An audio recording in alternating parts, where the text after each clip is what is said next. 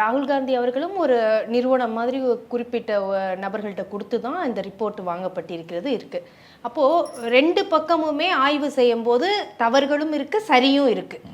அதோட விகிதாச்சாரம் தான் கொஞ்சம் வேறுபட்டிருக்கு அப்படின்னு நம்ம சொல்லலாம். அப்போ பிரமாண பத்திரம் தாக்கல் பண்ணுங்கும் போது அதை பண்றதுல என்ன இருக்கு?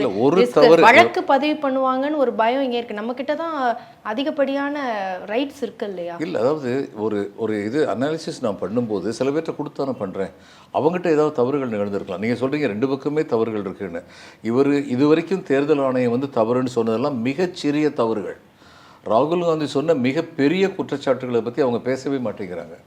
இப்போ அவங்க என்ன சொல்கிறாங்க, 1,00,000 பேருக்கு மேலே இது இருந்தது, போலி வாக்காளர் இருந்ததுன்னு சொல்கிறீங்க, ஒரு லிஸ்ட்டை கொடுங்க பார்ப்போம்.